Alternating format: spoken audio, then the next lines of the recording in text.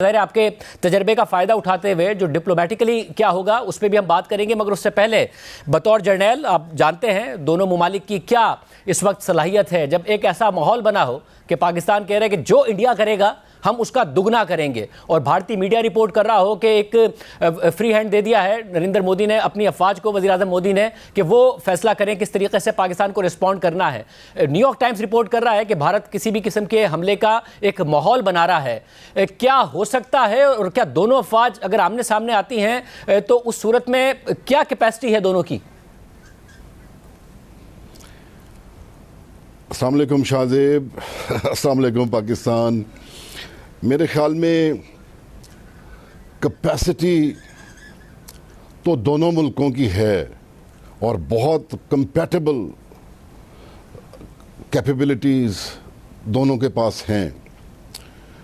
हम अपने मुल्क को बहुत अच्छे तरीके से डिफेंड कर सकते हैं, लेकिन ये जो जंगी जुनून है, ये जो जंगी सोच है, मैं ये समझता हूँ कि ये एक दीवानापन है, ऐसे हालात में एक पागलपन है।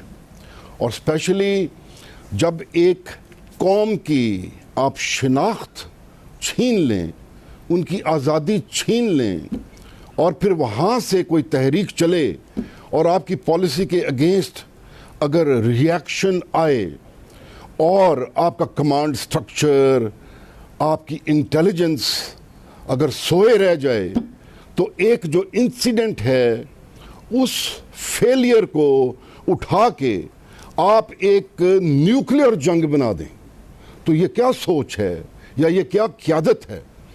मेरे ख्याल में मैं ये समझता हूँ कि इंडिया में भी बहुत सारे ऐसे लोग हैं फ़हम फरासत वाले जो समझते हैं कि इस कॉन्फ्लिक्ट का हासिल जो है वो सिर्फ और सिर्फ तबाही है, तो a better sense should prevail. मेरे ख्याल में एक दफ़ा काम बिगाड़ के फिर उसको दोबारा कंट्रोल करना या संवारने से बेहतर है कि काम को ना बिगाड़ा जाए। तो मैं ये कहना चाहूँगा कि जो फेलियर हुआ है, बजाय इसके कि उसकी कॉस्ट हम पे करें या हम पे डालें, उस फेलियर को खुद इन्वेस्टिगेट करें and hold those people accountable जिनकी मौजूदगी में ये सब कुछ हुआ है। And please do that publicly, so that हमारी पब्लिक को भी पता चले और आपकी पब्लिक को भी पता चले, और ये वॉर वॉर वॉर की बातें ना करें। मैं तो ये कहना चाहूँगा। आपने एक बड़ी आप बात की। अगर देखिए, हर कोई कह रहा है, मैं धमकियां देने में और उस तरीके में बिलीव नहीं करता, लेकिन भारत को समझना चाहिए कि हमारे हालात हैं क्या। ऑब्वियसली वो कुछ भी करेंगे, जब भी उन्होंने किया हमें उसका जवाब हमने हमेशा ही दिया, तो अभी भी उनको समझना चाहिए कि हम उसका जवाब देंगे तो फिर बात बढ़ जाएगी। तो पहले भी आपने बड़े रैशनल तरीके से एक न्यूक्लियर पावर होते हुए बड़ी रिस्पॉन्सिबिलिटी का मुजाहरा किया है, तो अभी ये ऐसी सिचुएशन को इतना ब्लो अप ना करें कि हम जंग की तरफ चले जाएं। मैं ये कहना चाहूँगा। मगर जनरल साहब, मुझे ये बताएगा कि जनरल साहब इस सिचुएशन में कि जब ज़ाहिर 2019 में जब सिचुएशन ख़राब हुई तो उस वक्त हुआ ये कि उनकी तरफ से एक सर्जिकल स्ट्राइक का दावा किया गया, फिर एक पायलट उनका जहाज़ पाकिस्तान ने मार गिराया, पायलट था उसको वापस किया खैर सगाली के तौर पर, और मामला आगे नहीं बढ़े। मगर जंगों के बारे में कहा जाता है कि आप शुरू अपनी मर्ज़ी से करते हैं मगर ख़त्म अपनी मर्ज़ी से आप नहीं कर पाते हैं। क्या ये हो सकता है कि वो एक कोई ऐसा एडवेंचर करे अपनी आवाम को या पॉलिटिकल तौर पर अपने नैरेटिव को सपोर्ट करने के लिए, फिर पाकिस्तान डबल करे और ये मामला रुक जाए? क्योंकि ज़ाहिर दोनों के पास न्यूक्लियर असासे, कहाँ मामला जा सकता है? अगर ख़राब हो तो क्या खराबी हो सकती है?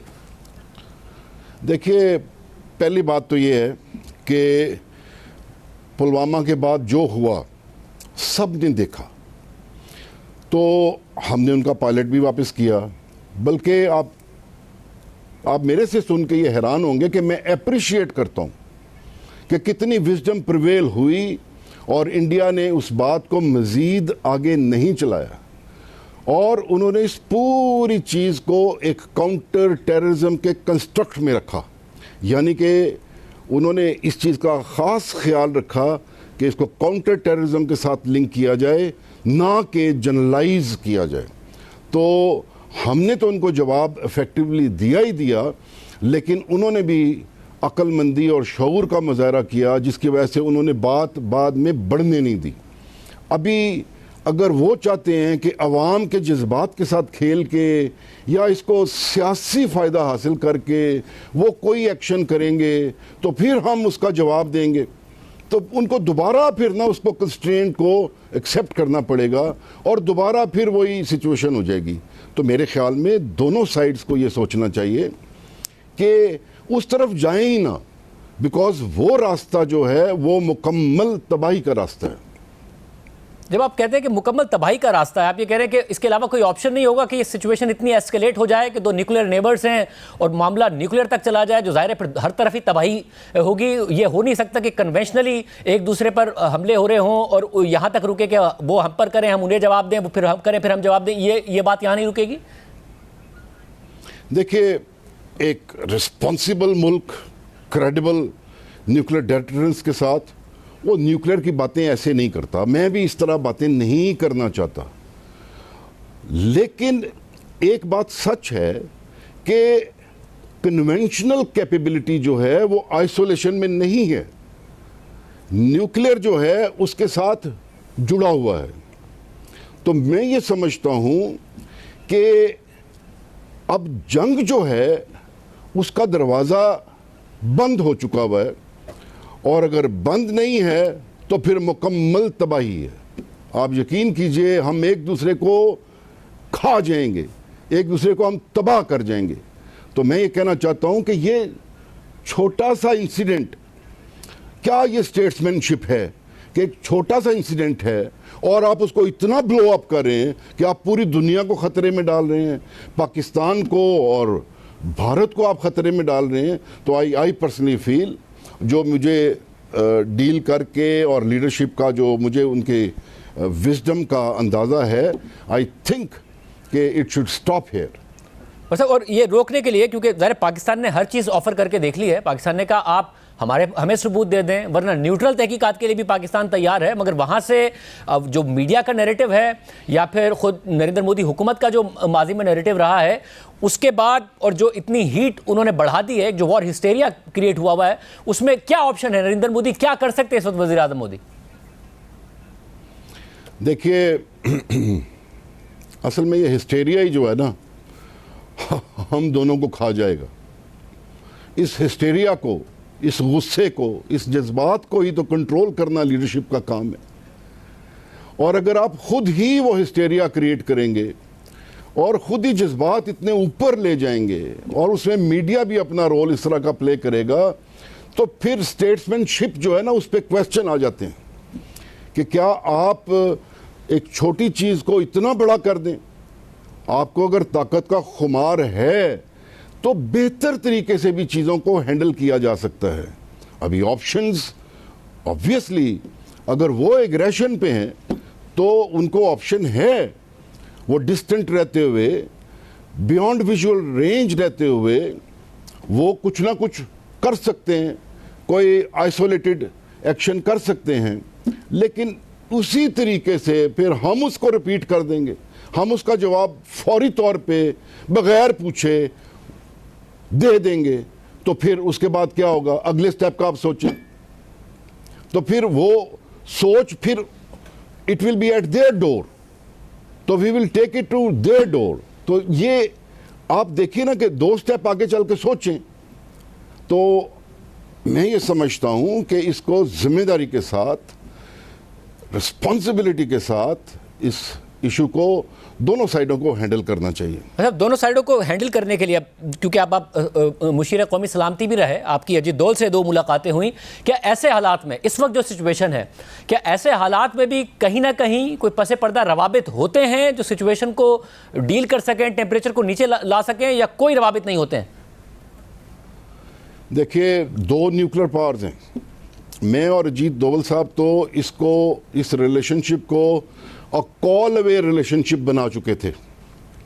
तो मैं ये समझता हूँ या जानता हूँ कि एक आपस में इनकी मीटिंग्स वगैरह ज़रूर होती हैं जो डिप्लोमेटिकली, और उनका भी ग्रुप है, हमारा भी ग्रुप है जो आपस में मिलते हैं। लेकिन वो मेरा अंदाज़ा है कि वो ला हासिल किस्म की गुफ्तगू है, क्योंकि इस वक्त इंडिया जो है वो बायलैटरलिज्म को डिफीट कर चुका हुआ है, और चूँकि अभी इंडिया बड़ी अपने प्रोग्रेसिव ट्रेजेक्टरी पे है तो वो पाकिस्तान के साथ उस तरीके से बात नहीं करना चाहता।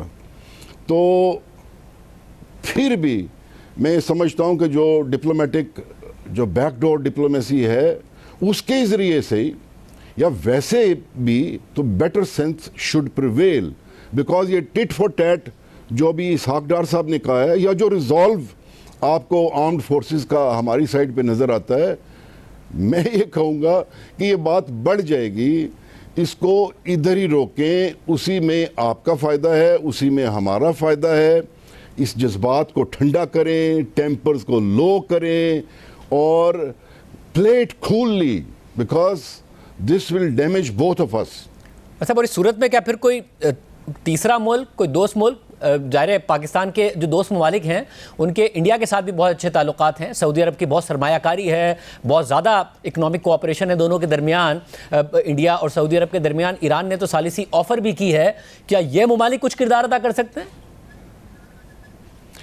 देखिए, अगर ये टेम्परेचर बढ़ता गया तो ये तो अभी एक दो मुल्क हैं जिन्होंने सालिसी का कहा है, तो फिर पूरी दुनिया ही कूद पड़ेगी इसमें, क्योंकि उनको पता है कि हम दोनों में ये काबिलियत है कि हम दुनिया को तबाह कर सकते हैं। तो obviously anyone and everyone would come in. तो ईरान ने अगर ऑफ़र की है तो उस चीज़ को हम कदर की निगाह से देखते हैं, बाकी ममालिक भी। बल्कि ट्रंप साहब ने कहा है मैं दोनों को जानता हूँ, तो उन्होंने ये कह के कि मैं दोनों को जानता हूँ, ये इतना एज ओल्ड मसला है, ठीक हो जाएगा। तो अभी even if he has the faith in our both sides leadership, तो मेरा ख्याल में लीडरशिप को ये रोल प्ले करना चाहिए और इस बात को मज़ीद नहीं बढ़ाना चाहिए। अच्छा, जब फेथ की जहाँ बात आ रही है, अब आपने क्योंकि पर्सनली डील किया है, अजीत डोवल साहब से भी किया है उस ज़माने में, तो आपको जिस लीडरशिप को आप जानते हैं, जिनसे आप मिले इंडिया की साइड से, आपको लगता है वो एस्केलेट नहीं करेंगे, क्या होगा? देखिए, मैं और अजीत डोवल साहब, उनके लिए मेरा बड़ा इज़्ज़त और एहतराम है और ये म्यूचुअल है। हम दोनों ने एक दूसरे की बहुत इज़्ज़त की है।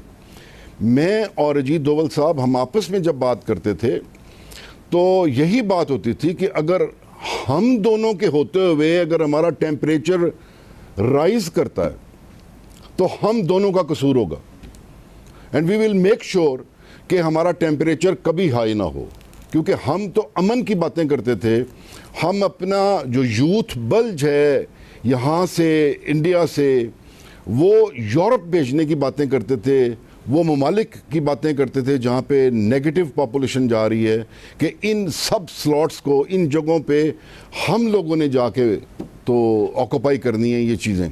तो हम तो अमन की बात करते रहे, और मैं अजीत डोवल साहब को जानता हूँ, वो उनके ज़हन में बड़ी सारी कंसिडरेशंस हैं, अमन की बातचीत थी, और इस वक्त में भी मेरे ख़्याल में उनका मशवरा यही होना चाहिए असूली तौर पे कि इस इंसिडेंट की बुनियाद पे इतना बड़ा ख़तरा मूल ना लें दोनों ममालिक और इसको पैसिफाई करें। अच्छा, वज़ीर आज़म मोदी की अपनी अगर हम देखें पिछले 11 साल जब वो पहली दफ़ा इलेक्ट हुए तो ताल्लुकात की बेहतरी की कहीं ना कहीं ख्वाहिश नज़र आती थी। वो ख़ुद आ गए पाकिस्तान, बड़ा अनफॉर्चुनेट है कि हमने अपने वज़ीर आज़म पर उस वक्त सवाल उठा दिया था, हालांकि भारतीय वज़ीर आज़म आए थे और उन पर वहाँ पे कांग्रेस सवाल उठा रही थी कि आप क्या कर रहे हैं, मगर वो आए। मगर उसके बाद से हमें नज़र आया कि जो रवैया है वो बदलता चला गया, उनकी तरफ से जो ज़्यादा पॉलिटिक्स है वो पाकिस्तान मुखालिफ होने लगी, बात करने को वो तैयार नहीं नज़र आते थे। सर्जिकल स्ट्राइक और इस किस्म के अल्फाज का इस्तेमाल, फिर तो पूरा का पूरा भारतीय मीडिया इस काम पर लग गया, बॉलीवुड इस काम पर लग गया कि जी घुसकर मारो, और ये सारा का सारा ये जो पिछले 8-10 साल में हुआ है, में ये फर्क कैसे आया है, इसको आप किस तरह रीड करते हैं? देखिए, अगर मैं चाहूं कि मेरे प्राइम मिनिस्टर का नाम इज्जत से लिया जाए तो मैं उनके प्राइम मिनिस्टर साहब का नाम इज्जत से लूंगा। देखिए, मेरी अजीत डोभाल साहब की मुलाकात हो गई, उसके बाद सुषमा जी आ गई, उसके बाद प्राइम मिनिस्टर मोदी जी भी हमारे पास आ गए।